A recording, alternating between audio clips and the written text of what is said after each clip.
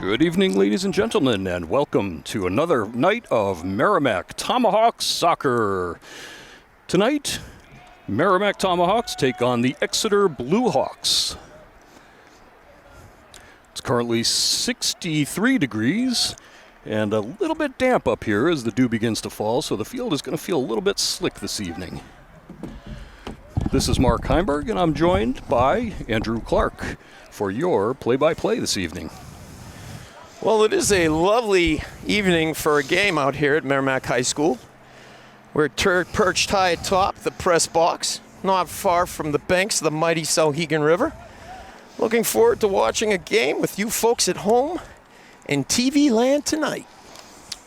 And online as well. That's right. You know, Mark, speaking of the Sauhegan River, recently learned about an incident involving one of our players floundering around in that less than pristine body of water. Oh, dear. Yes. Connor Bobbitt apparently was wading in the river, part of a biology class. He lost his balance and became at least partially submerged. Yeah. How about that? Yep, it was really something. And from what I understand, students now have to collect their samples from the shoreline. Oh, dear. So you might wonder whether that current policy is at least partly due to Connor's shenanigans. Well, he may not be sure-footed in the river, but he does a nice job out here for the Tomahawks. Well, let's hope we don't have a similar debacle here on the field tonight. Well, granted there's no moving water, so it should be a little bit better. We should be okay.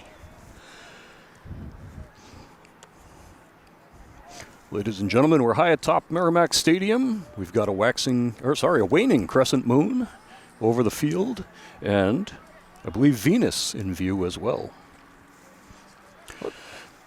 Merrimack Tomahawks in their home blues are attacking from left to right on your screen, and the Exeter Bluehawks from right to left, and they're away whites. It is a little slippery out there on the field tonight, isn't it, Mark? It is rather slippery. It's a kind of a dewy feel to things this evening. All of our papers are quite damp up here. Yes. Got an Exeter throw-in the Merrimack final third. Some good defending there. I think that was... Who was that? That was That was John Heimberg on the clearance just now. Oh, Johnny H. Very nice. Number 4. Throwing his weight around out there. That was Exeter's number 12, Owen O'Keefe. And Exeter putting together some nice passes in the early minutes here. But that one is broken up by Merrimack's Carson Papp. What color are his shoes, Mark?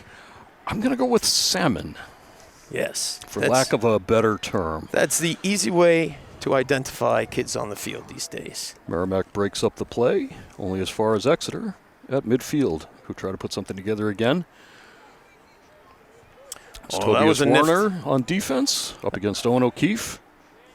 That was a nifty little move there by Owen. And a little shoulder charge. Merrimack's Tobias Werner. Looks like it's going to be Mason Egan with the throw. Younger brother of senior Kyle. It's a good toss, and he finds the head of his brother Kyle, number 2. But it does go out for an Exeter throw. That was number 10, Tariku Nunabur. I'm very sorry if I'm saying your name incorrectly. I would put that at about a 70% likelihood, Mark. I'm feeling okay about it. I hope it's close enough that nobody is offended. And that's Tariku over the ball again. Makes the connection. Ball pops up on this slippery grass. And Exeter is going down the right wing now. Ball's pushed forward. And that is, I believe, Zane Clark coming on. Or was that Max? I believe that's Max Giles. Maximilian Giles. Number 11. We've got a Merrimack goal kick. Looks like Tobias Werner to take. Goalie Matt Schmidt back up onto his line. Apparently, Mark, I was given some incorrect information for the introductions tonight. I announced that Drew Flanders would be in net. Yes. Oh! A little spill by Gavin Clark, who's probably a little bit wetter than he was before he fell. Yes. It's going to be an indirect kick for Merrimack. Tobias Werner to take. Merrimack's pushing numbers forward. Exeter's defense holding a high line here, trying to keep Merrimack players on side.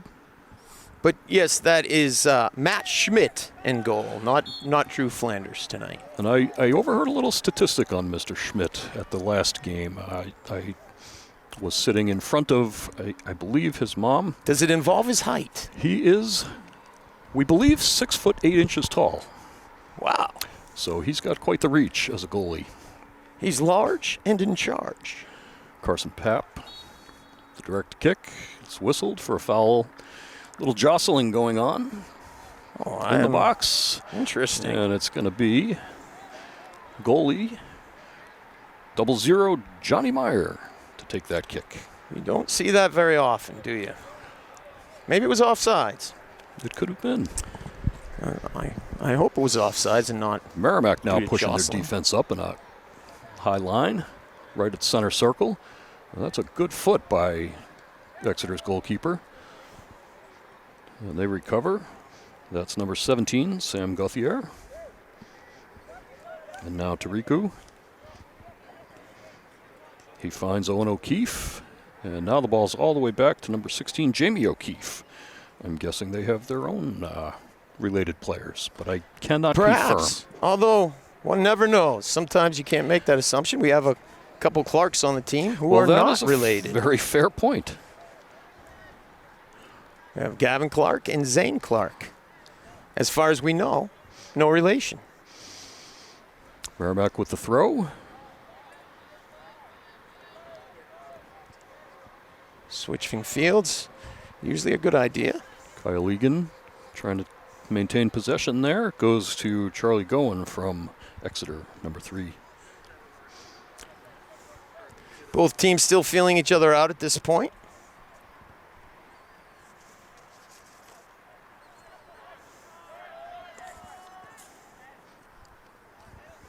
Oh, that was a handball. And that was spotted by the official. I shouldn't have doubted them, should I have, Mark? They are doing their job out there. For now. Oh, I joke. Merrimack's record coming into this game is 3-9. And Oof. the Exeter Bluehawks are at 7-5-1. Tobias Werner to take the kick.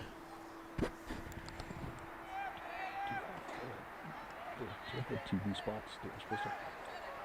Now we'll make it up. Mason Egan moving to break that up and played out wide.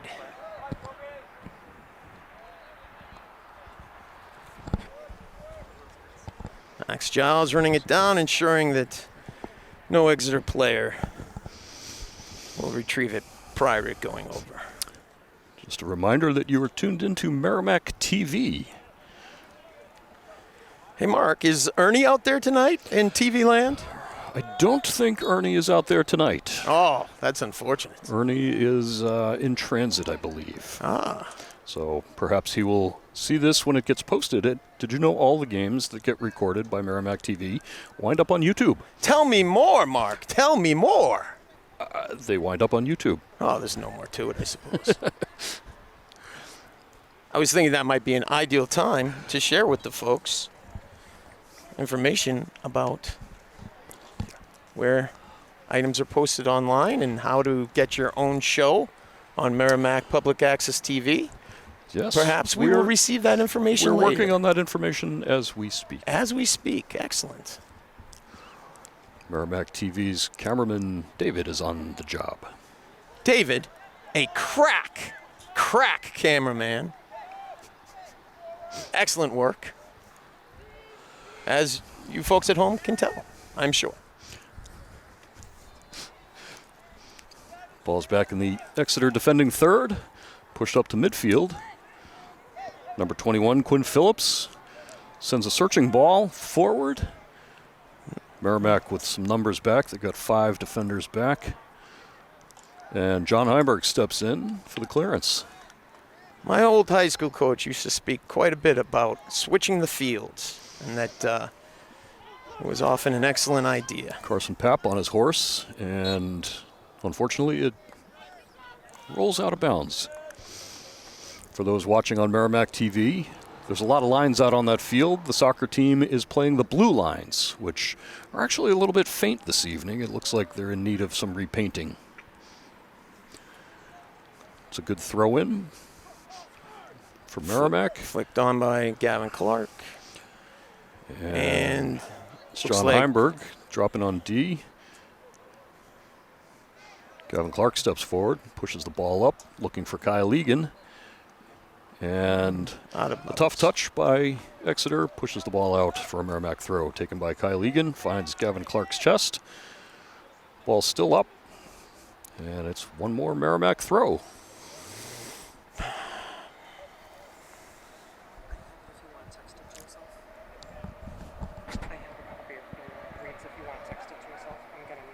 Still downstairs. I'll go get it. Exeter in the final third. And that play is broken up. Sent down the wing, but unfortunately only as far as an Exeter defender. John Heimberg getting jostled around there for Merrimack. Exeter again switching the fields.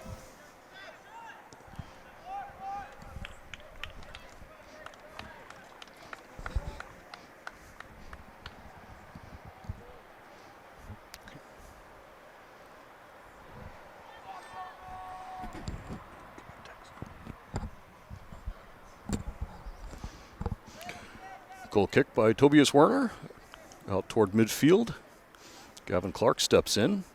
Pops the ball up, and that ball's taken down by Exeter. And a little bit of jostling going on midfield. Ball forward by Merrimack, but only as far as Exeter again.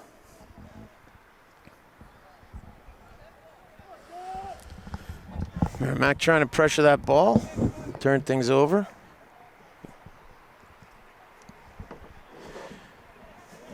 Exeter moving the ball right to left. And Tobias Werner steps up, makes a nice stop. Ball squirts loose. Exeter recovers.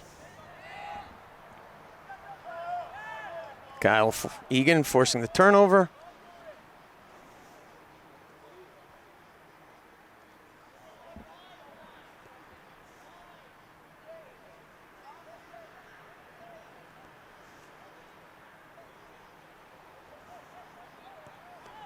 Crossing it in, and Tobias Werner, Johnny on the spot, gains control, plays it forward to Kyle Egan. Nice defensive play by number 3 of Exeter, Mr. Charles Goggin. Apologies, Charles, if I just messed up your name. And I believe he goes by Charlie. So, sorry about that, Charlie. And now we see Mr. Connor Bobbitt, the Crazy 8, on the field of the aforementioned Souhegan River incident.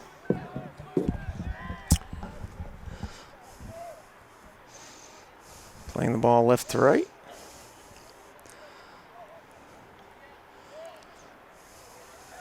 Looks like we all also have, let's see here,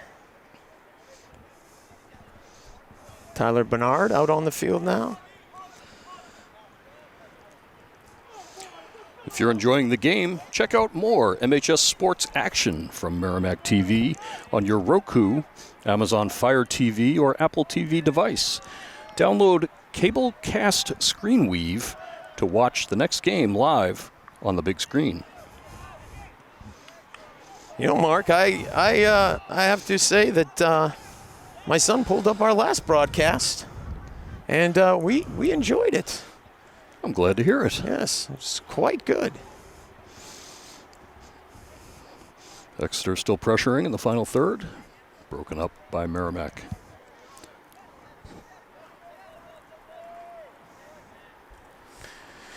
Game seems to have tilted a little bit onto as we move on here in Merrimack's half for quite a while here. Exeter probing. Exeter with a shot.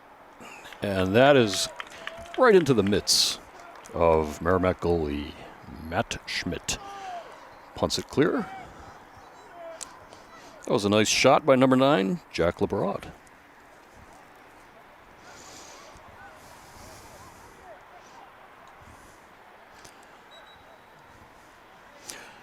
It was a great turnout this evening here at Merrimack Stadium for both home and away. I do not envy the Exeter team the long trip home.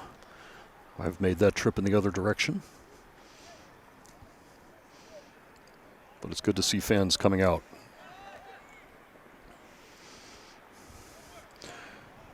And we're going to go with a shot on that one.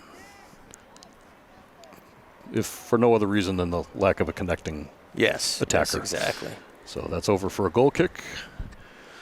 Tobias Werner lined up. Might have been hoping someone making a run there. Just did not come to fruition.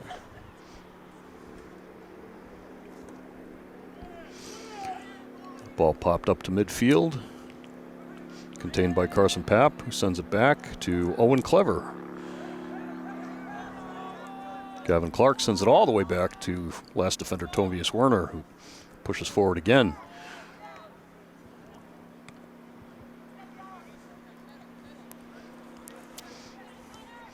He's looking for Tyler Bernard. Right now, number 17, Sam Gauthier over the ball.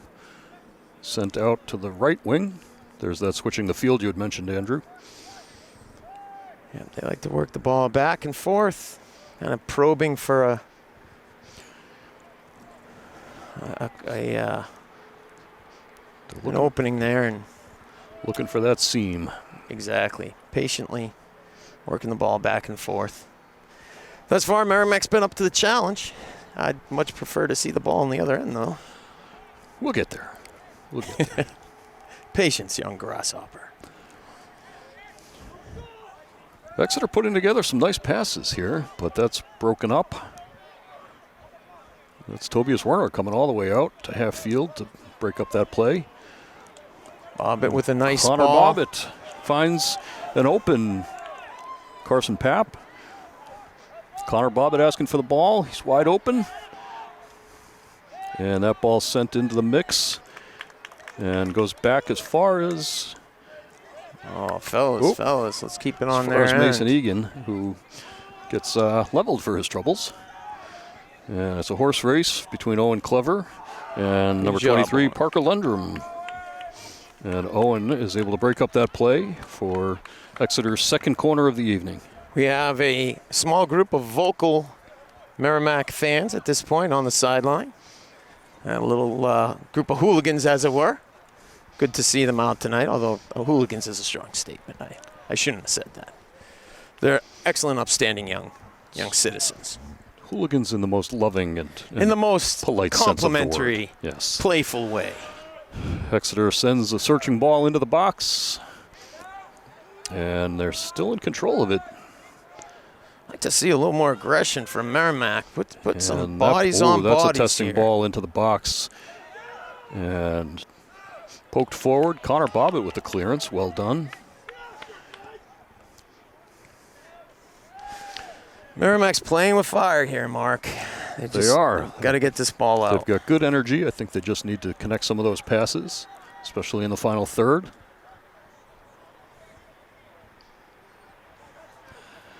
Exeter still over the ball in the final third. That's a good cross in by Exeter. Dangerous ball. Dangerous ball. The header that could have been on frame, but it was just a little too high, it looked. And there's another good ball into the mix. Mason breaking it up. Nicely done by Mason, pushed forward by Tyler Bernard.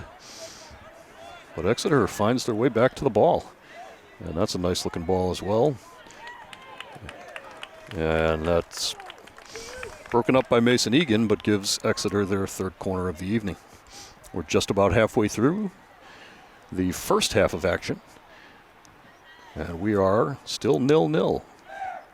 That's a good looking ball. Headed down, but nicely handled by Matt Schmidt. Matt waiting for his team to push forward. And chooses to roll it out to Owen Clever, just outside the 18. Pushed forward. Connor Bobbitt with the header, trying to find Tyler Bernard. Goes back to Tobias Werner, who pops it forward on a header. And it's crossed half field, but comes right back in. Connor Bobbitt with some space, smartly passes it back. And that looks like, is that Malik on the ball now? No, I think that's... I can't see from here. That's a call up from the JV team. Gotcha.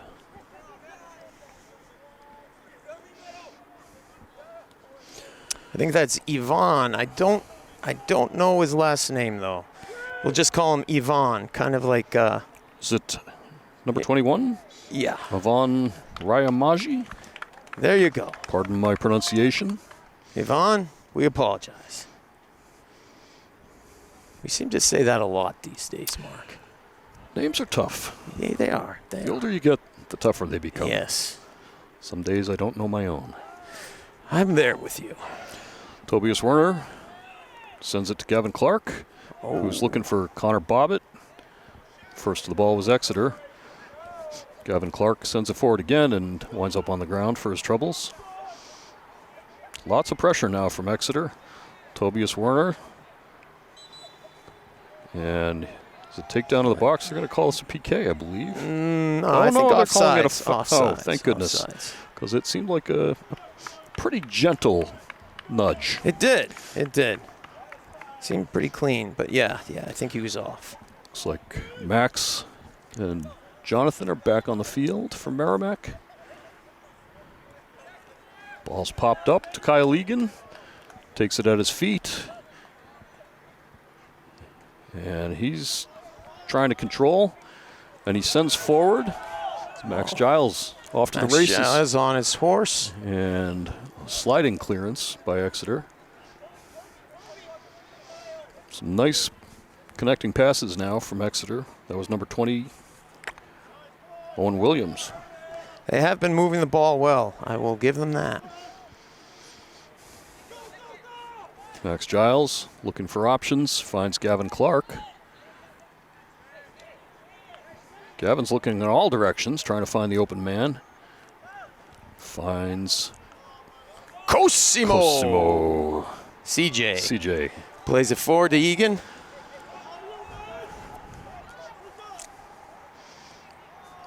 Mason Ball Egan into the middle. finds John Heimberg, bounces off what looked like his knee and into the waiting feet of the Exeter defensive line. Tobias Werner digging in. Going hard in there. Foul on Tobias. Quick restart by Exeter's Quinn Phillips. I like to see that aggression, though. I like to see that. I think Merrimack could use a little more aggression tonight. Never hurts to let them know you're there. Yes. And that ball all the way back to goalkeeper Johnny Meyer. Chooses to roll it out. Oh, a nifty little move right there. Exeter player. You know, you asked if Ernie was watching. He's a big fan of the word nifty. He would appreciate that. Well, I'm a little old school, as it were, Mark. That ball headed down by CJ. Finds John Heimberg, I believe. John's getting his exercise this evening. He seems to be playing high and dropping back. You are correct, sir.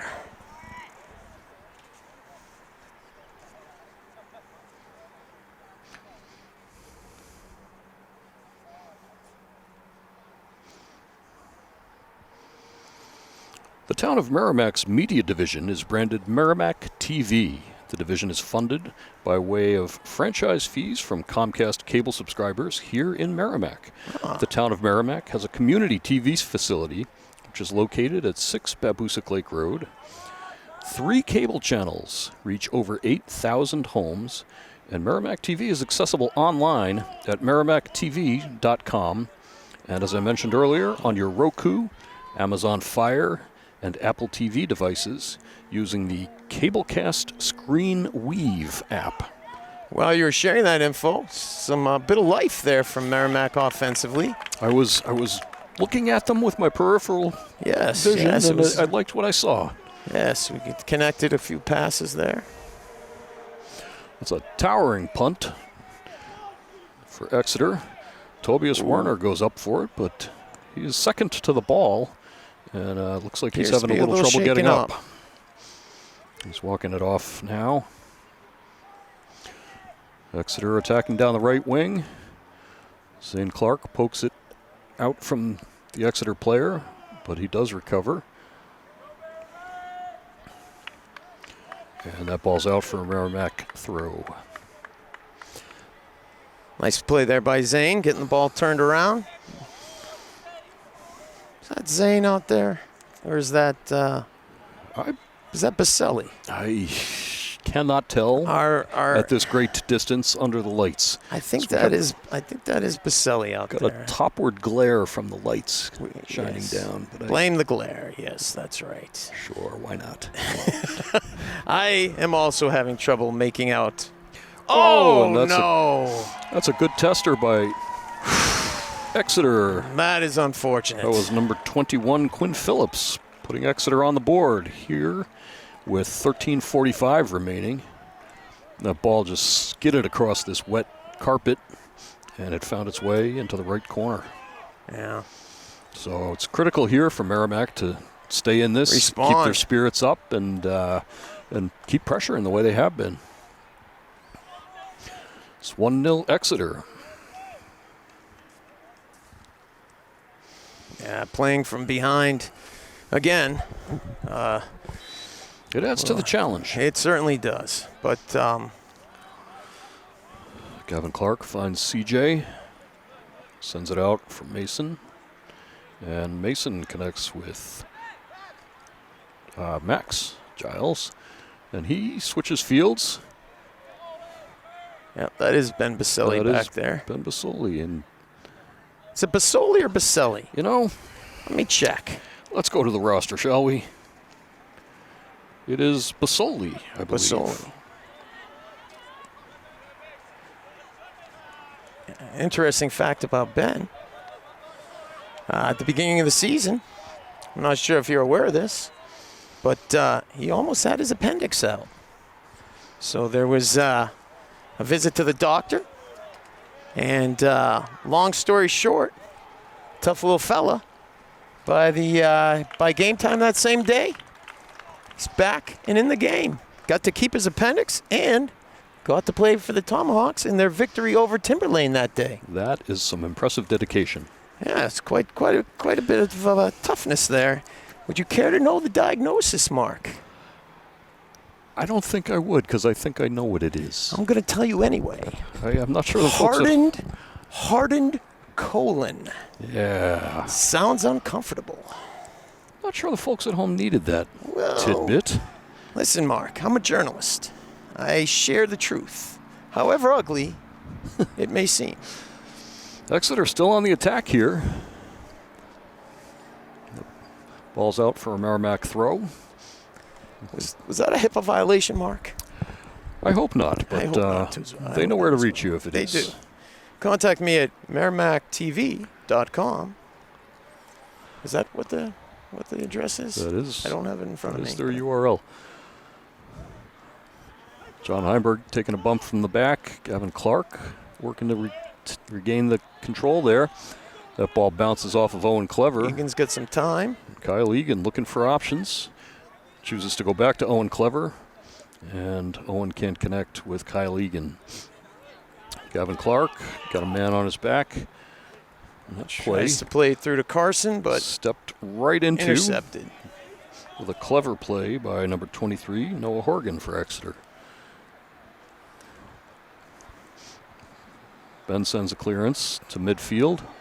Carson Papp takes over the ball and sends it to Gavin Clark. Merrimack getting some numbers forward now, with what looks like a promising attack. On. Exeter plays back to their goalie, who boots it back to midfield for a reset. And Merrimack first to the ball. They're looking hungry now.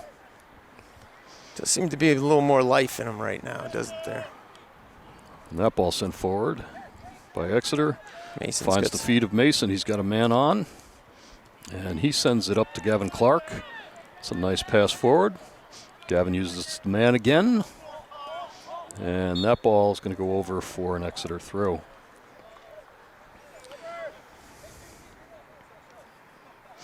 That's Tariku, taking the throw. Goes back to number 3, Charlie. And I'm sorry, Charlie, it might be Goffin.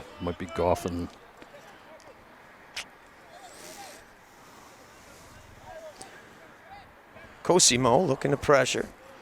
Exeter sends the ball down to the right wing. They seem to be favoring that right side.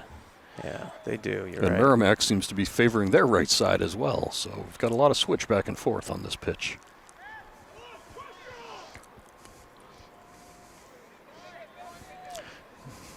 Crowd here in Merrimack Stadium getting a little vocal.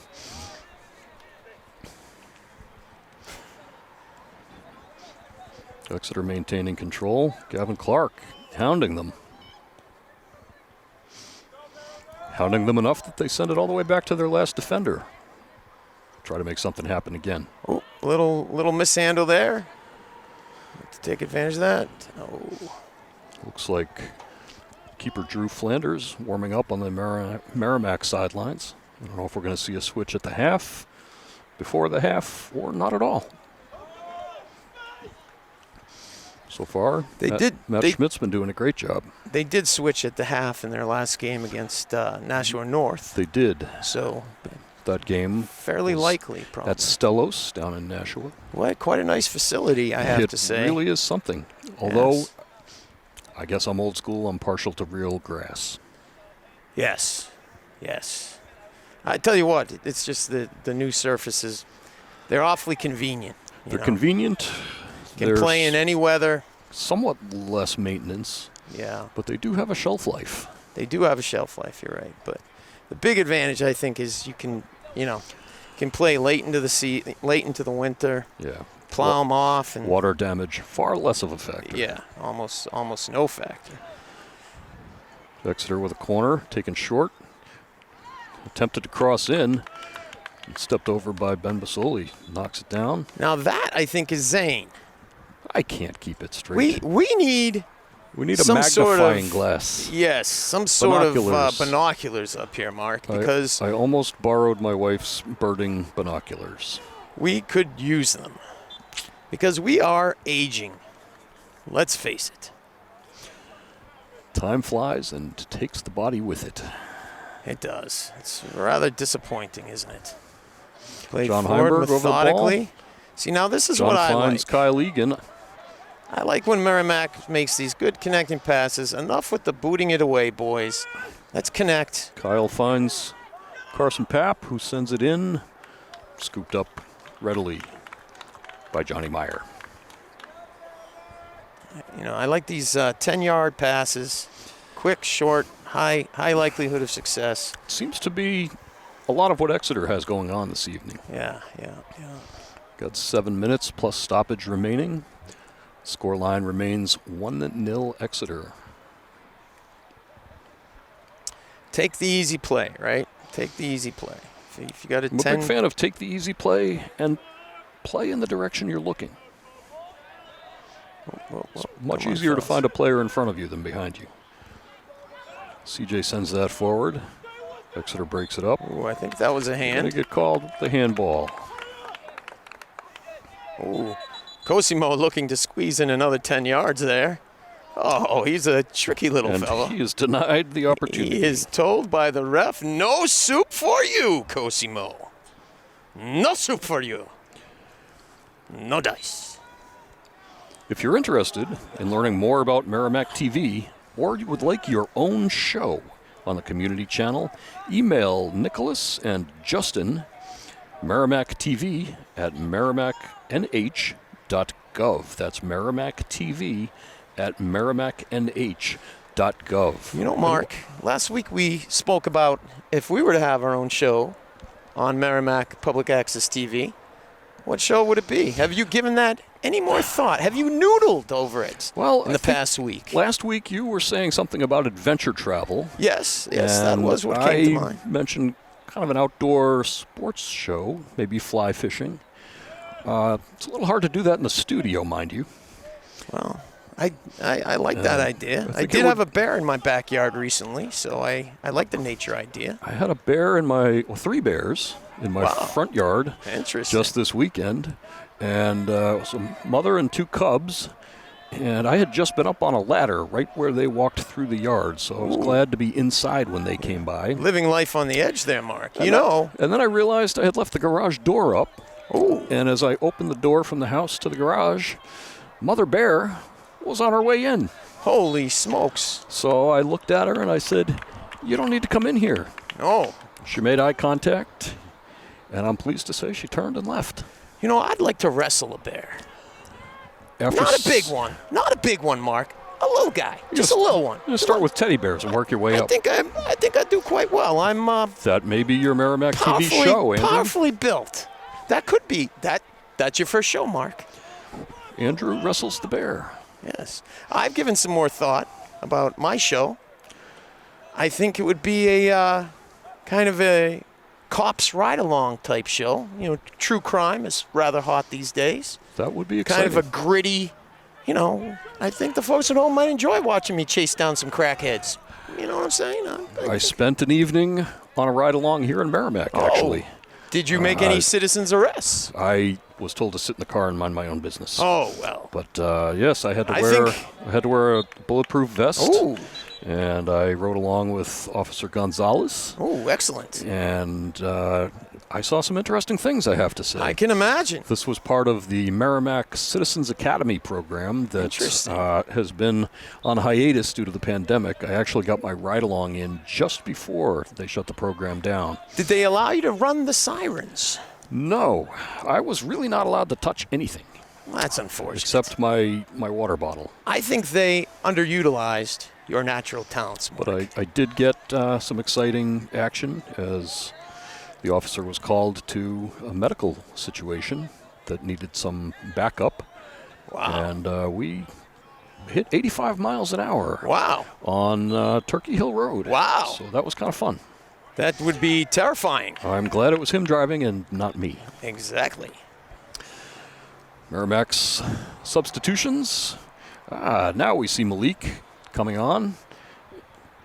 And it looks like just under 3 minutes left in the unofficial time. Cosimo to take the throw-in. Now we've got Zane Clark on the field. That ball headed out by there's Zane. Tyler Bernard. Malik Ogbenamuri is in addition tonight, he is a freshman. And Malik is a sophomore. According to I'm sorry, he's a forward.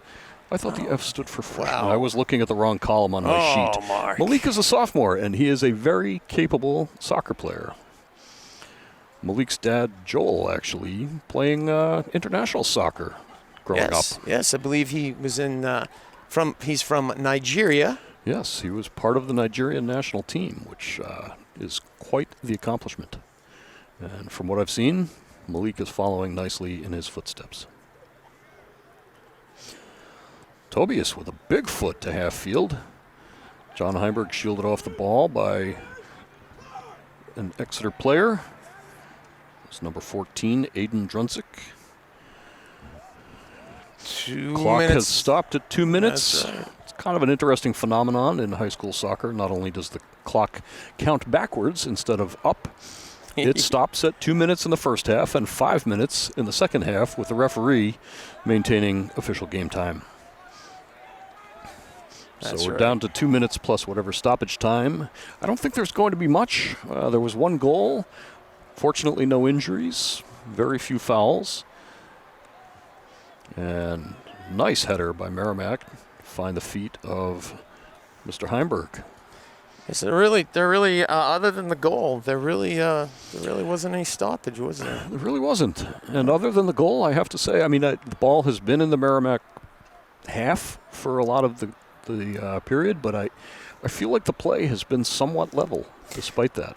Yeah, not not many chances. Although it's been down this end. You'd like to see it in the other end, of course, but not a lot of really strong bids. And that ball finds Exeter. the top netting. And I think they called subs here. John Heimberg sauntering off.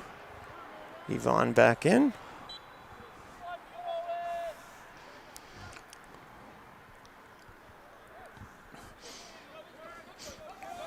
That ball to Tyler Bernard. Back to Tobias Werner, who fires it forward. Malik trying to get connection there.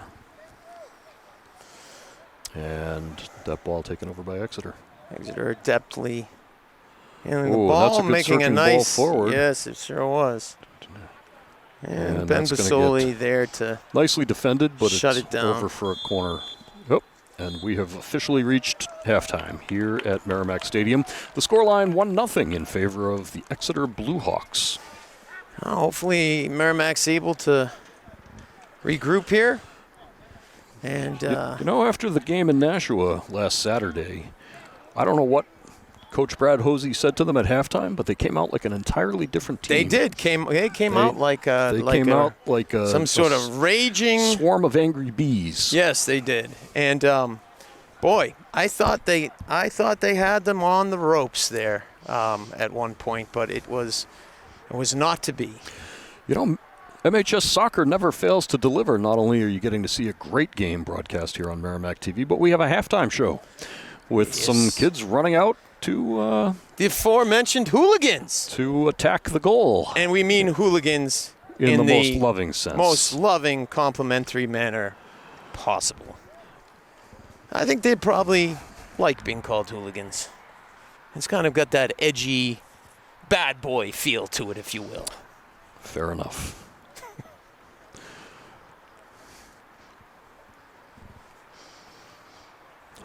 Merrimack's keepers are heading down to the opposite end from the first half to warm up.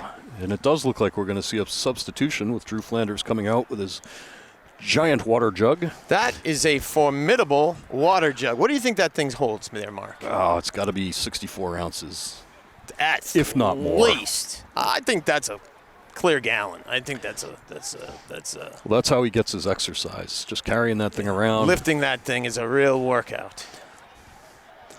He gets in his upper body and his legs as well, You know, one thing I've toting that around. noticed over the games this season is how well these keepers work together. Matt Schmidt and Drew Flanders. Yeah. They seem to have the utmost respect for each other. They They're do. very supportive of each other, not just They in do. warm-ups, but after the game as well. It's a difficult position. It is certainly a difficult position. I've often said it can be a very lonely place to be on the field. Yes. In terms of you let that goal in. You know, it seems like you're always either the hero or the heel, as it were. Yes. But I think most frustrating is kind of the position these two guys are in. They're both very good, but there's only room for one goalie on a team, right? If you're a very good defender, you can still get on the field. Even if the best defender in the state is on your team, you can still get on the field, right? If you're a very good goalkeeper and you're right. You're absolutely right. you're on the same team as the best goalkeeper in the state, you're probably going to spend some time riding the pine, as it were. So, Andrew, we have a first here for us in the broadcast booth. We have a visitor at halftime. Mr. Bobbitt. Kevin Bobbitt has come up, Kevin Bobbitt. clad in his Merrimack blues, supporting the team. Connor Bobbitt, I think his we son. should bring him on as a consultant. He seems on board. Oh, he just mentioned the word contract. He's out. Oh, yeah. He's going to expect wages, isn't he? Please be careful going down the ladder. There's quite an experience getting up here on our perch high above Merrimack Field. You climb a ladder that's lag bolted into the wall. A sheer vertical ladder. Yes. No angle whatsoever. But the climbing is not so hard. It's getting off the ladder. It's the dismount. Yes, it is the dismount. And so when far, so it's- good. We haven't lost anybody during the broadcasts that I've been here for, but it is some climbing challenge getting up and down that ladder. As we are getting older. I feel like there should be one of those little miniature elevators they use in rock concerts to lift people up from under the stage. Or maybe one of those ones for the elderly folks. Or, you sit in the chair and it slowly goes up the a staircase. Yeah, maybe a staircase. You could build one in for us. One of the oldest inventions in the world. Maybe a bridge from the roof of the Merrimack High School across to here high atop the press box. I don't know. We have a number of different ideas that we want to run past the taxpayers of Merrimack. I wouldn't mind being dropped off by helicopter and rappelling down a rope. Well, now you're just getting a little silly, Mark. I have the gear. I'm ready to go. You do? Excellent. You should have brought that on your ride along. I don't think I would have been SWAT allowed team. in the car. Perhaps the SWAT team would take you on board. If you haven't, and you have the chance, I highly recommend the Merrimack Police Department's Citizens Academy, and hopefully that will start running again as we look forward to improved conditions. It is certainly a very demanding job. The entire process was extremely eye-opening. There's a lot of classroom sessions, and they have different speakers come in, district attorneys, various officers who are in charge of different things like cybercrime. And I have to tell you, it was extremely engaging. Yeah, I do not envy them for some of the positions that they are put in. Difficult things to see and experience, certainly. I have a friend who is an officer who said to me once that basically they're encountering people at their worst and they have to be at their best. Yes. So that does put some perspective onto what they're doing. And boy, do we appreciate them. So the next time, fellas, that you pull either Mark Heimberg or Andrew Clark over because they were driving erratically, because their vision is impaired, because they're elderly, let them go with a warning. I prefer the term pre-elderly, but... Pre-elderly, okay. That's a term coined by my father-in-law. Pre-elderly. Yes, I could get on board with that.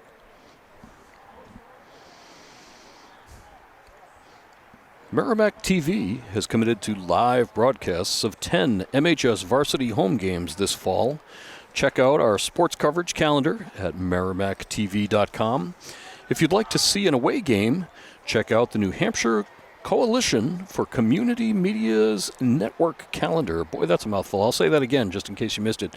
The New Hampshire Coalition for Community Media's network calendar. Our peers in other communities may be covering your away games live and on their channels and live streams. You know, that's quite a good piece of advice there, Mark. I had not even considered that. And I'll give you the URL so you can try to find Merrimack away game coverage. Hit me, Mark, hit me. At www.nhccm.org/network. Let me hear that one more time, Mark. You've got it. That was www.n as in Nancy, H as in Howard, C as in Charles, M as in Mark, .org/network. Very nice. That's a pretty neat thing that this coalition exists, and they share some broadcast opportunities throughout the communities of our Granite State. We're sneaking up on resuming action here in the second half. About 2 minutes to go. Looks like the Tomahawks are starting to take the field, albeit not quickly. Sauntering. I'm not even sure I'd say sauntering.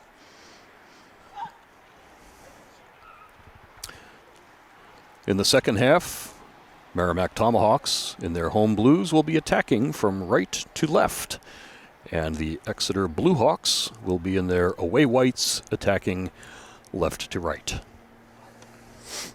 See if we can get something started here this half. Only down one. Just takes obviously, Captain. I'll take the role of Captain Obvious here, but one shot, one goal, and you are right back at even. So I will go out on a limb here, and I will say the scoreline will not remain the same as it is at the start of the half. Got I think you are right. 40 minutes for both teams to try to make something happen. And both teams out on the field, our two referees tonight have also taken the field, and that's we mentioned this in our last broadcast, but it's a little bit different in the high school setting. Instead of a center official and two assistant referees who are the sideline judges, state of New Hampshire goes with two referees of equal clout, I guess you'd say. And I would love to see that change. I just think it's a lot to ask of a ref, up near center field to make a close offside call. I think you really need someone who's even with the play. Yep.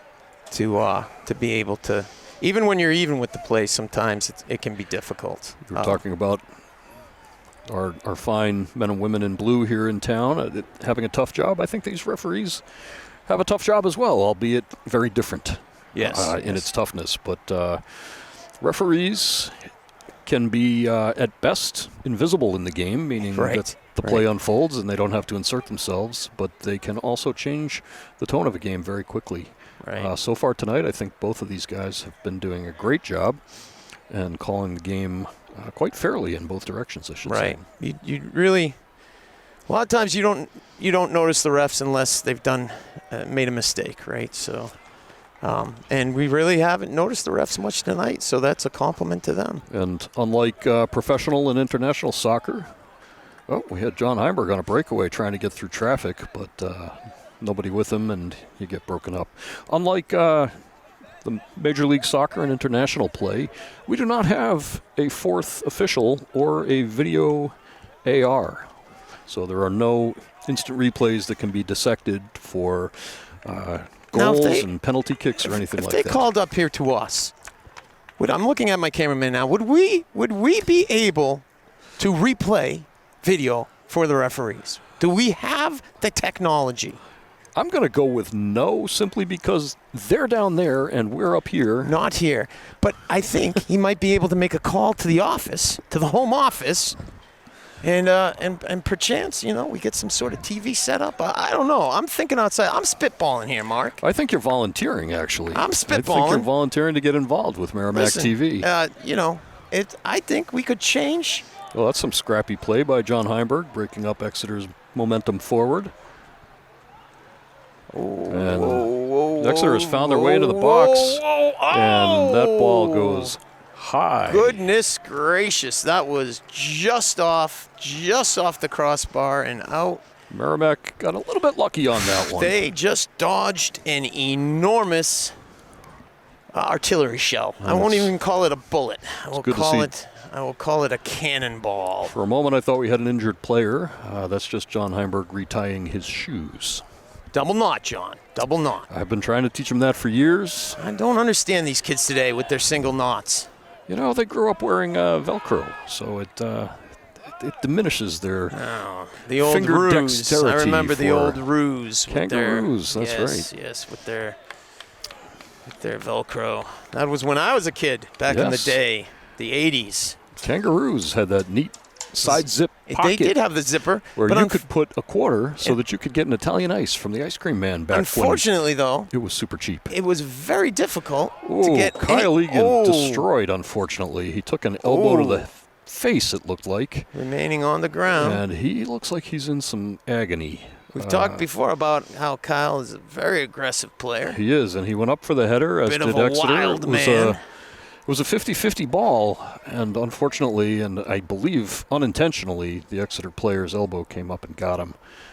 We have our trainers out on the field along with Coach Hosey. Not a lot of movement from Kyle right now, which is a bit concerning. Very concerning, not just for the game and the team, but, these are student athletes. That means they are students first, and obviously we want everyone to protect their heads, and hopefully Kyle will be all right. It looks like the Exeter player is also being attended to by, I believe, their coach. Yeah, it's been a tough year for injuries. It has. My son Liam, who plays on the JV team, broke his nose this past Saturday playing Nashua North. His schnoz, as it were. And we have an appointment with ear, nose, and throat in Concord tomorrow to have that broken nose further evaluated by medical professionals. So, Goalkeeper Drew Flanders coming all the way forward to check on his teammate. good kid.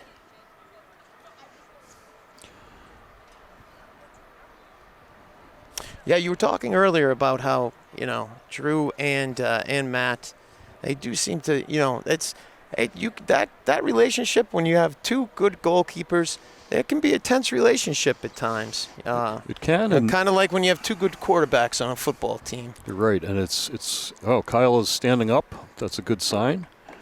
Crowd gives him a round of applause. But Still looks a bit shaken up, though. Credit right. to both. A pair of goalies, you could certainly see getting competitive with each other, or not supporting each other, and that is entirely not the case with those two, from what I've observed. Yeah, it's really a credit to both of them. So, well done, fellas. Both teams huddled up here as Kyle walks off the field, figuring out what to do next. And it looks like Exeter's player is still getting evaluated. Okay, now he's starting to walk off the field. Head injuries are not taken lightly in this game. There's an instant stoppage of play as soon as somebody has any indication of a head injury. For years, they really were. They were taken very lightly. I can remember practices in high school where ball after ball was punted and, having one-on-ones, winning head balls. I don't think that would probably take place nowadays. No, it would not. So there's concussion protocols that are followed, and it's definitely a very good thing. Yes, a big improvement. Sure. Obviously, player health is paramount. It's the second concussion, my understanding is. It's the second concussion that really gets you. So the first concussion is bad enough, but when you have a second concussion soon after the first one, that is exponentially, makes things exponentially worse. Well, hopefully both players, Kyle and the player for Exeter, whose number I did not see as he went off, are okay. Headed forward by Tobias Werner to the feet of Carson Papp. Blasts it forward, looking for Zane. Zane gets obstructed, but pops back up. Exeter manages to keep that ball inbounds, but unable to handle the pass, and looks like ball Max Giles. Loose. Oh, and John Heimberg getting pushed around a little bit there. Merrimack making some things happen out here right now. Carson Papp with a shot that goes wide. But there's a little bit of life in the Merrimack step right now. There is. Perhaps score one for Kyle will begin to be chanted out on the field. We could have a Rudy-type moment evolving here. Kind of a feel-good, goosebumps type scenario. That might just be from the damp, cooler weather. It could be. Exeter goal kick goes all the way out to half field. I thought there was a little bump there on Exeter player on that head ball. Loses his footing in the slick grass. And that's going to get called as a foul on Merrimack for that shoulder charge.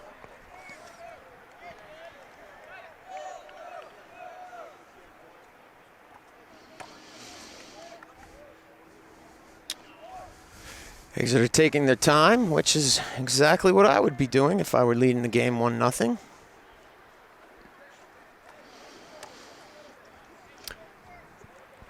Yeah, burning off some seconds is definitely to their advantage, but it certainly also gives Merrimack more time to set up for this set piece. Merrimack going with a two-man wall, and that ball fired, curves around the wall, and gets sent out of bounds by Merrimack for an Exeter throw. The town of Merrimack's media division is branded Merrimack TV. The division is funded by way of franchise fees from Comcast cable subscribers in Merrimack. You don't say. Is that a fact? The town of Merrimack has a community TV facility located at 6 Babusick Lake Road, and their 3 cable channels reach over 8,000 homes. They're accessible online at merrimacktv.com and on Roku, Amazon Fire, and Apple TV devices via the Cablecast ScreenWeave app. Stay informed. Follow Merrimack TV on social media. Subscribe to Merrimack TV on YouTube. You are a wealth of information, sir. A wealth of information. Merrimack is lucky to have Merrimack TV. Oh, and a lovely save there That ball right from on Mr. frame. Flanders. Mr. Flanders has some good hands, and that ball is slick right into his gloves. You're right. And maintains possession. You wouldn't even know, would Carson you, that Papp it's on a slick? breakaway now, getting flanked by the Exeter defender. Taking it Carson wide still to over the corner. ball, and he sends that ball out of bounds. Unfortunate, Merrimack had a couple of players forward, both Zane Clark and John Heimberg. If he had been able to connect, I think we could have seen a goal there.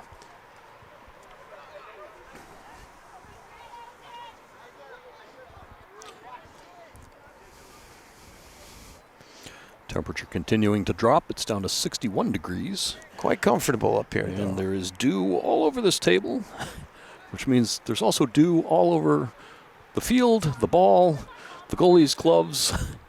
It's making for a slick evening out It's there. one of those days in the early fall when the mercury drops and start getting a little bit of accumulation. A little bit of moisture on your metal and other surfaces. It is a beautiful night for some soccer. Cooler temperatures keep the players cooler and helps them to stay hydrated.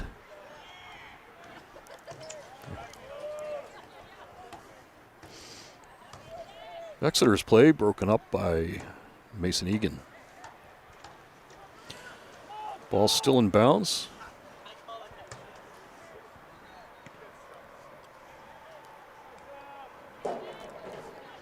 Oh, this is John a chance! Heimberg on a breakaway from Gavin Clark, but Exeter steps in. Carson Papp over the ball. Oh, look, Carson Gavin's Papp's got some wide options. open there. Looks for Zane Clark, but that's broken up. Gavin recovers, but Exeter maintains control after that. Very promising play by Merrimack. Exeter on a fast breakaway, getting some numbers forward. Merrimack scrambling to get numbers back. And that's going to be a foul on Merrimack. And I think we're lucky for Merrimack that was outside of the box, but not by much. No. It's a dangerous spot right here. I think that's what we refer to as a tactical foul. Yeah.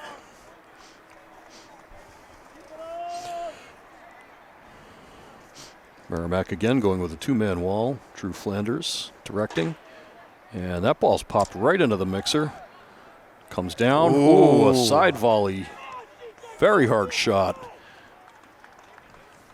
Yeah. That, I think we were fortunate right to off. get a body in front of that one. Yeah, that went right off of Mason Egan, who is walking like he's a little worse for the wear after that side volley. That ball had some pace. A few minutes, he'll be all right. Hopefully. Drew Flanders had to take a little jog to get a ball. And he's going to take the goal kick here. Exeter's defensive line pressing high, but their goalie staying back at roughly the 6-yard box. Quite a bit of open space there between the I'll tell back you, line and the goalie. If I were Exeter and I were playing that high line, I think I'd have my my keeper out further than that. But that's just me. I would Other people might feel differently. I would agree with you. I think I'd put my keeper in more of a sweeper back position with my Right. defensive line that high. You'd play the ball over, you have someone back there to just clear it out. Exeter trying to make things happen again. Another bump by Mason.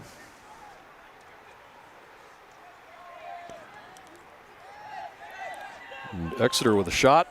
Oh, And that ball right over the reach of Drew Flanders. and a nice little dip to it, didn't it? 29-19 remaining. The score goes to 2-0 in favor of Exeter. And now Merrimack has a significant hill to climb. They do, but they have some time in which to do it. Yes, they do. Almost 30 minutes left here, so Merrimack looking for the quick restart here. plenty of time. Valuable seconds. Gavin Clark on the ball. Gavin sends it up. Is that Kyle back That out is there? Kyle Egan back. That's good to Oh, that's see. good. That That means is he good to has see. passed concussion protocol. And that ball into the box by Carson Papp, but nobody home for Merrimack. Exeter goalie sends it down their favored right wing. Zane Clark trying to break up the play. Exeter plays, fairly that's a good smart. curling ball by Exeter. That's broken up by Connor Bobbitt, who's back out on the field, along with Kyle Egan. Kyle pressuring the ball all the way up to the goalie on the pass back. Oh, we got something here. Oh, Connor Bobbitt trying to dagnabbit. make things happen. Merrimack maintaining control with a slide by none other than Captain Gavin Clark. And Exeter has some really nice curling passes that seem to get to their players' feet. And that ball is going to go out for a Merrimack throw. Well done. Zane Clark taking a knock to make that happen, but he springs back up.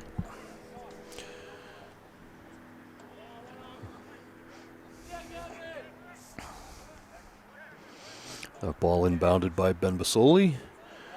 And Kyle Egan now looking for options and tries to dribble through traffic, and they'll have none of it. No soup for you. All right, here we go. Come on, fellas. Exeter sends the ball forward. Merrimack with 3 defenders back and an Exeter player off to the races. And he's making the cut, and it's going to go out for a goal kick. That young man has some speed. He was mighty quick. He was getting on his horse and making it gallop.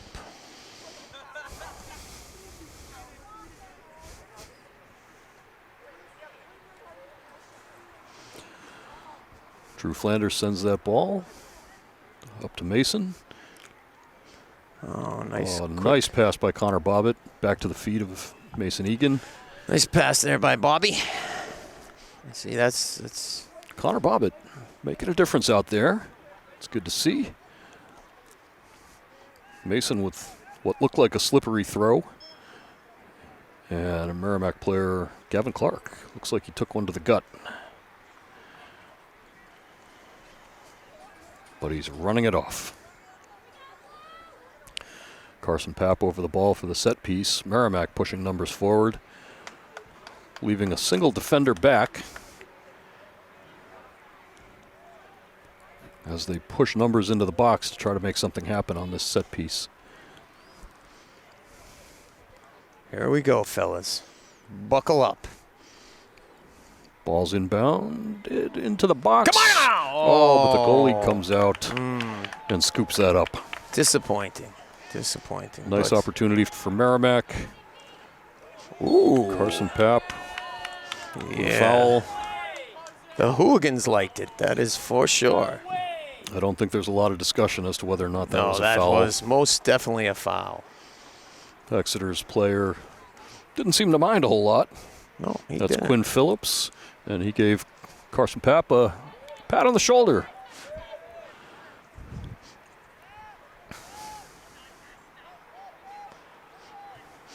Connor Bobbitt to defend.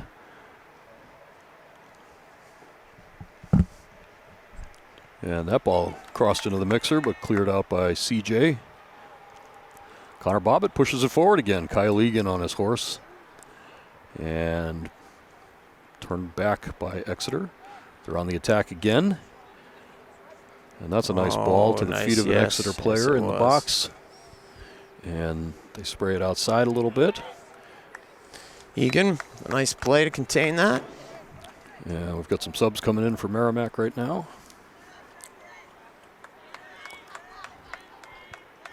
Owen Clever taking the pitch, as well as Tyler Bernard. John Heimberg and Mason Egan taking a rest.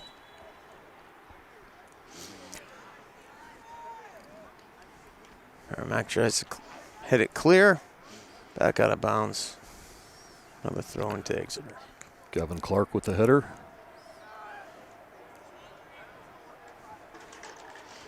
And Exeter undeterred. They're still on the attack.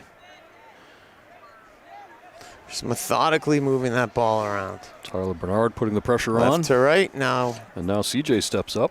Back to. Exeter player slips. Oh, that was nicely and a done. nice flick backwards. Carson Papp, Carson is on his horse. unable to get there in time. Chooses to pull up his run this time instead of inconveniencing, we'll say, the Exeter player.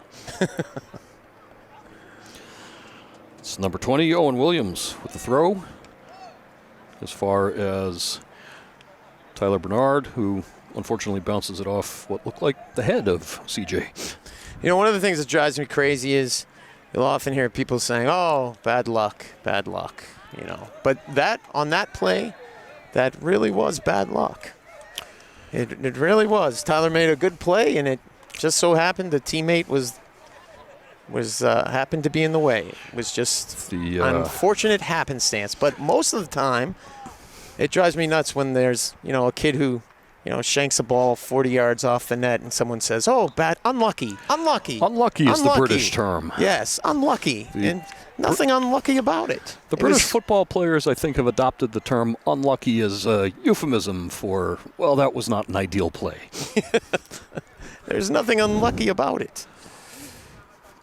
So, but in that case, that really, occasionally you will see an actual unlucky situation, and that was one of them. Our friends in the UK have some great expressions, and a lot of them come from their footballers.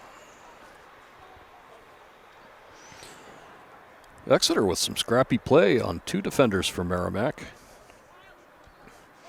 And CJ tries to break that up, pops it up. Headed down by Ben Basoli, who's trying to contain and runs out of room on the field. And that's a searching ball for Exeter. Crossed beautifully into the box. Nobody home, but boy, Nobody that could have been a problem. That was a tight. They were just a few paces off of that ball. Merrimack with some decent ball movement now. Exeter choosing to stick a toe in and force Gavin Clark to go back to Owen Clever. Back to Gavin Clark. Oh, that's trying to switch pass. fields, and unfortunately for Merrimack, Exeter shows up. CJ trying to clear. Connor Bobbitt with the header in the center of the field.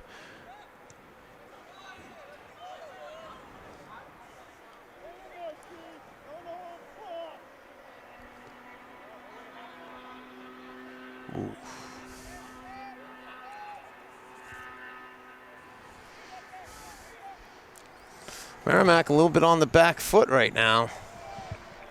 Having trouble. That ball sent over for yet another Exeter corner.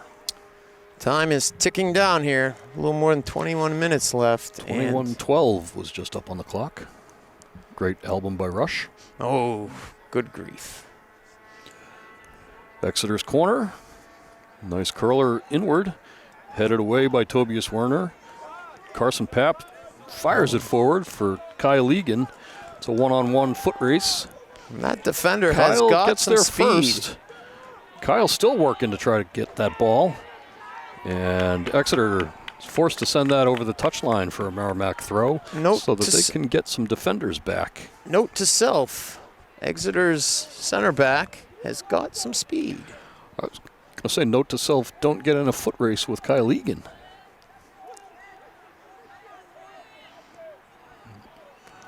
I guess he's their left back. That ball pops over Carson Papp's head. Carson sends it forward to Kyle again. Kyle jostling in the corner on that right wing that Merrimack has favored. Kyle goes down for a Merrimack set piece. Now is the time to capitalize, fellas. 20 minutes left. You're Halfway down 2 through. goals. You got to make something happen here. This is a big opportunity for Merrimack with the set piece just outside of the box. The entire Exeter team, save their striker, is back in the box. Oh! And that ball goes directly into the hands of the keeper. Their keeper seems to be able to read those pretty nicely. Yeah, he does. And he rolls that out to their favored right wing. You know, a good keeper makes what seem like a lot of easy saves because, you know, their positioning is such that they read the game well and they don't put themselves in position, or they put themselves in a position where, you know, an easy save is required. Yes. But it's not by mistake that happens. The keeper's role is a game of angles, cutting down Correct. the angles to narrow as much as they can that 22-foot span between the sticks. And we've got a substitution for Merrimack.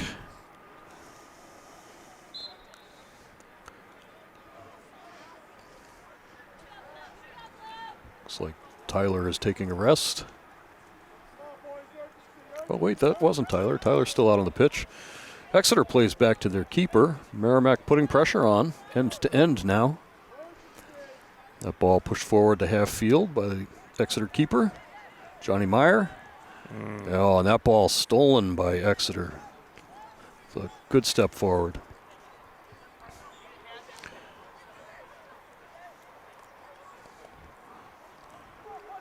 That ball's into the box. Carson Papp over the ball.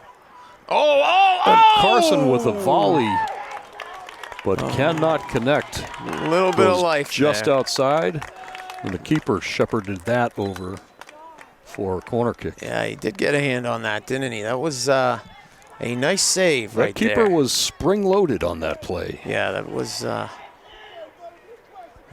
as Carson Papp on the corner. Merrimack pushing numbers into the box. Kyle Egan hanging back. I have a funny feeling he's about to dash in, but does not. And there's a header. Attempted shot. Carson calls for the ball, but he can't get there in time. And it's sent over for another Merrimack corner. Here we go, Merrimack. Merrimack fans, one of them is making himself hoarse with his Shenanigans. cheering, we'll call it. Yes. 17 minutes remaining. I like the enthusiasm. And that ball sent Oh, outside. man. Outswinger. Goes a little bit too far through the box. And that's going to be called an Exeter throw. Got a couple of subs coming to the half line. Looks like Mason and John are coming back on. And we have an injury, it looks like. I'm not sure who it is. Walking off on his own power. It looks like it might be Kyle, which could explain why he was not crashing the box on that last set piece, or corner kick, sorry.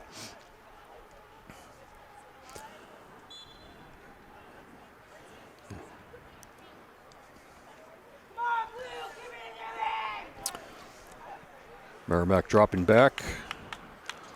The Exeter player on his way toward the Sauhegan River that you mentioned earlier, looking for that ball that went out of bounds. Push him in, Connor. No, don't push him in. I don't know what came over me there. I apologize to our viewers. Exeter with the throw. And finds the back of his own player who was ducking down. There's another player calling for it. That ball goes over for a Merrimack throw. And now the referee's changing his mind. Come on, guys. Here we go. He didn't change his mind. He called it a foul, and it's dropped back for an indirect kick for Merrimack. Carson Papp to take. Exeter's smart here. Merrimack with everyone but CJ forward. And that ball finds the hands of the keeper again. Yeah. He is everywhere. He's aggressive. He knows he'd rather come out and use his advantage than sit in the goal and wait to be fired upon. That ball comes out to half. Tobias Werner I attempts thought I the saw header. a handball there. Looked like we might have had an inadvertent handball. Ref decides not to call that one.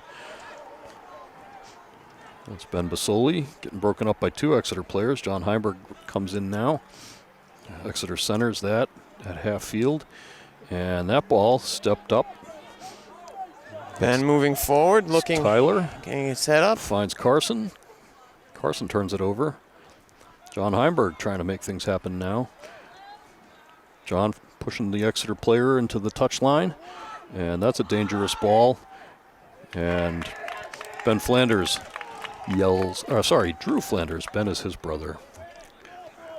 Drew Flanders screaming for that ball, calling his own players off, and he scoops it up. Carson Papp with a backwards flick, sends it forward. And it's going to go over for an Exeter throw.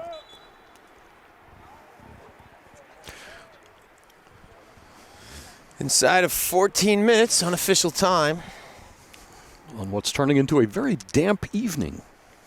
It sure is. But I'm happy to say it's still shorts weather. You are wearing shorts, aren't you, Mark? I will wear shorts as long as I can into November. You had a late start to the game this evening. Yes, I hear that the game was delayed because Exeter had some trouble getting a bus. Yes. And the I earliest... heard they did not have a bus, but in the parking lot, I see 2 of them. My information was inaccurate. I think they couldn't get a bus, and that's the game got pushed later so that they could find some buses for them. To accommodate them. And as a result, yes, we had a late start. Originally, this game slated for 6 p.m. That ball pushed forward by Tobias Werner. As an elderly gentleman, I prefer to be in bed by this time. Well, maybe not. Maybe not in bed, but Drew Flanders comes tearing out of his goalie box and scoops it up. And Drew with a nice punt past half field. Flicked down by Exeter.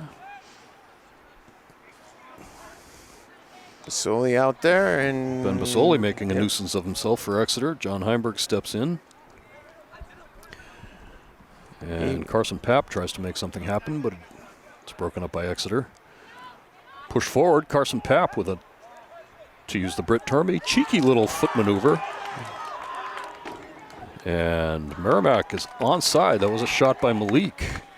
Merrimack trying to make things happen with only about a dozen minutes to do it.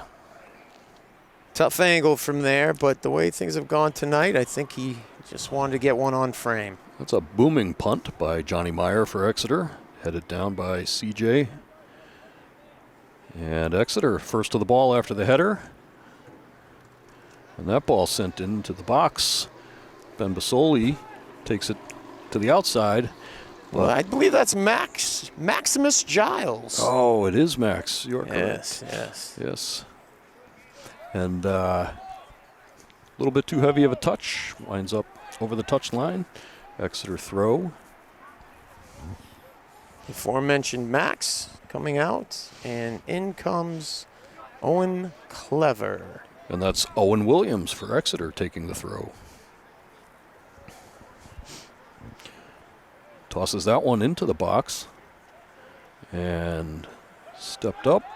Owen Clever with the clearance. Stays in bounds. Exeter with a big header forward.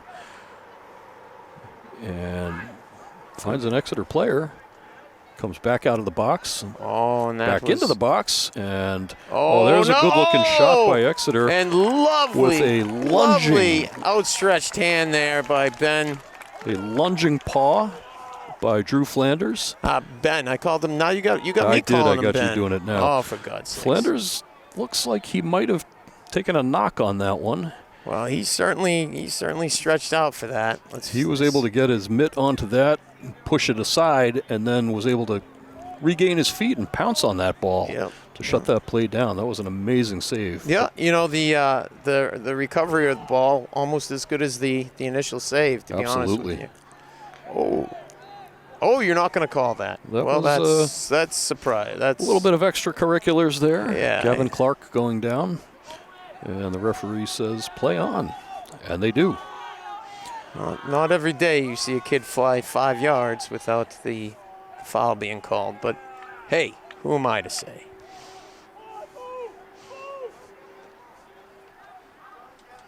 Merrimack scrambling, trying to push that ball out of the box, and they get it up to half field, but Exeter's waiting. Exeter unable to control at the touchline, and we've got a Merrimack throw.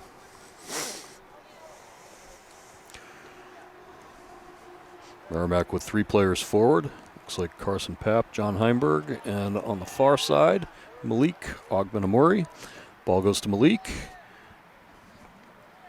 And Exeter breaks it up. Exeter changes to their favorite side.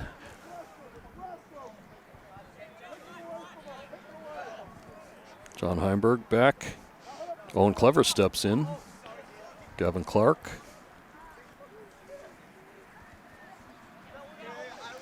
And that ball sent into the box. Drew Flanders, you could probably hear him from your house calling for that ball. He sends it down the wing, and that ball skips past CJ on this wet field. Gavin Clark with a nice header finds the feet of Carson Papp. Carson ushered off of the ball, and that ball goes all the way back to Tobias Werner with a controlled pass. I like that, to Mason Egan. Mason pops it forward. Zane Clark trying to find a handle on that one. And Tobias Werner runs forward through the ball with his chest, still making a nuisance of himself. And he finds Carson Papp. Carson unable to control. John Heimberg up for the header. It looked like he got undercut there.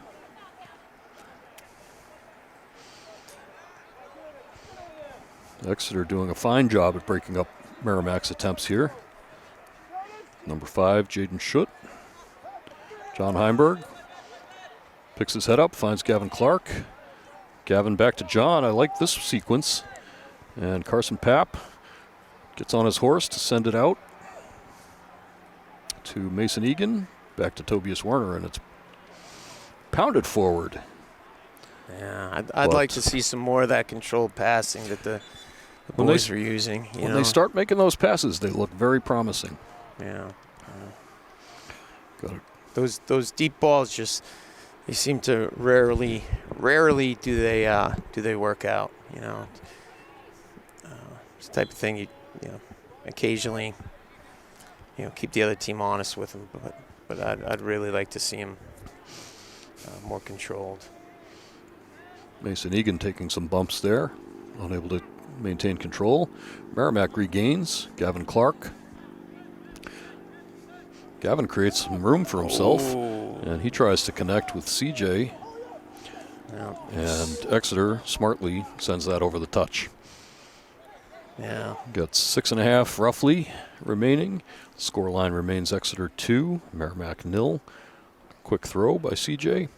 And he tries to send it into the box, deflected off of an Exeter player, and right into the mitts of Johnny Meyer. Exeter's defense has done a nice job tonight. Exeter's defense has done a really good job. They've kept a high line, but boy, are they quick in getting back when they need to. Yeah. Exeter on the attack again. Owen Clever trying to usher a player off of the ball and winds up ushering himself to the ground. But earns the foul in the process. Well done, Owen. Well done. There we go. Owen to take the kick. And that ball tries to find Gavin Clark. Gavin stays on it.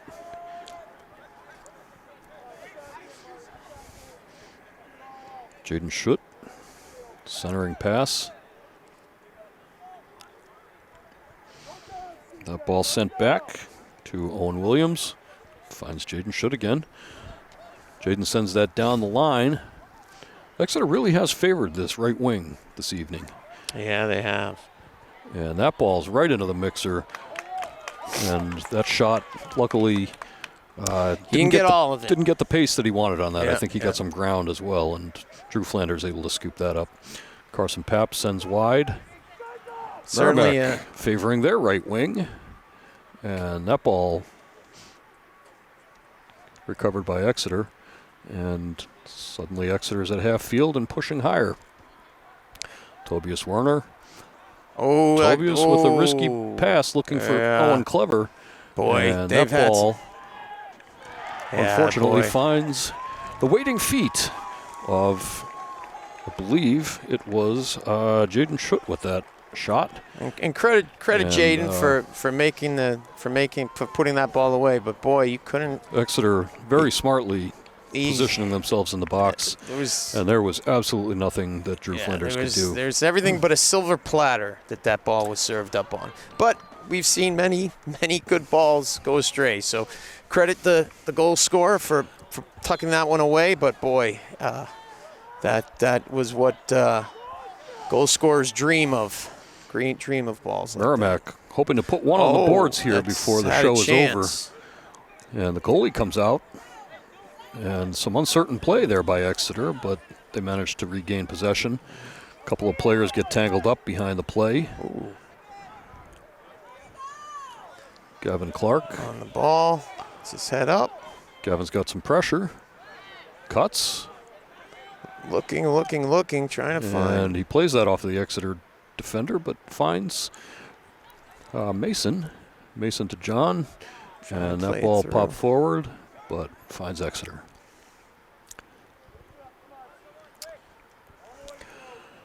Merrimack's next game is this Thursday night. That one is up in Concord.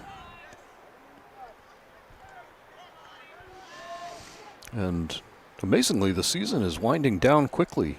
It is. It always seems like once the games start, the fall churns through pretty quickly, doesn't it? It does. This is Merrimack's 13th game of the season, and it's a welcome season after last year's extremely truncated season. I think they got 4 games in last year. I think they got four at home, right? They might have got 4 at home. I think they might have got something like 7 total. Okay, yeah. I'm not sure, but it was certainly a COVID short. playing a big factor in the shortened season for New Hampshire soccer. It's nice to see the guys out with a full-length season. That was a nice rip by Exeter. That was number 19, Dylan Drunzik, with a rip from the right-hand side. And off the mitts of Drew Flanders, finds the back of the net. Yeah, that's too bad. Merrimack High School varsity boys soccer this, what is it, a week from Thursday, I believe. Yes, a week from Thursday, they will have their senior night under the lights here at MHS Stadium. So, to the best of my knowledge, that game will not be televised, so make sure you find your way out and support Merrimack Tomahawks. It's a blackout. It's a blackout It's a media blackout. John Heimberg on his horse. Pressure, and he slips. And Exeter rallying again. Centering pass. Nice move by Jamie O'Keefe. Broken up by Tobias Werner, but some indecision a bad rebound, unfortunately. Malik sets up Tyler. Tyler looking for some options. Plays back to Owen Clever. We're inside the 5 minutes where the clock stops, and we're at the discretion of the officials now for the remaining minutes of this game. John Heimberg takes that down, sends it to Tyler. I don't think Tyler got the touch on that he wanted, and it winds up with Exeter. Exeter on the attack again, and that ball right into the gloves of Drew Flanders. Scoreline 4-0 here as the Merrimack Tomahawks are taking on the Exeter Blue Hawks. That ball chested down by Exeter, and what looked like an unintentional trip. Whistle dead. The refs have done a pretty good job tonight. I will give it to the boys in yellow. I think that I don't think they were a factor in this game whatsoever, which is exactly what you want from a ref. Looks like that was number 16, Jamie O'Keefe, making some things happen for Exeter. That ball dangerously centered, and that ball ripped inside. Oh, my goodness. Oh. And off the post. That was quite the take. It almost felt like a cross that went in, Mark. I really think that player was not shooting the ball. I think that was a cross. But when they go in, and gotta call them a shot. No one from either team got their head on it. Merrimack trying to put something together in the last minutes here. Exeter 5, Merrimack 0. A risky play backwards. Boy. And we're going to have full time. So that remains our score line. 5-0. The Exeter Blue Hawks over the Merrimack Tomahawks here under the lights at Merrimack Stadium. You've been watching Merrimack TV. And Andrew, as we've mentioned, you can watch Merrimack TV in a number of places. You can watch it on your Roku, your Apple Fire TV. Wonderful. Your, what did I say? Apple Fire? No, Amazon Fire TV, your Apple TV. All available for you thanks to Merrimack TV. And games are also linked off of the Merrimack TV website at merrimacktv.com. Lovely. That sounds like a real resource for the community. 3 very hardworking guys at Merrimack TV. Yeah, three guys. 3 guys, and all they do is work. Get it all done. They get it done. That's their motto. Those streaming services require the Cablecast ScreenWeave app, which I guess you can find. Where do I get that, Mark? I guess you can find it from your device itself. As an Apple TV guy, I bet I could look in the App Store on my Apple TV and find it. I'm less familiar with Roku and Amazon Fire, but I'm thinking they probably have something similar.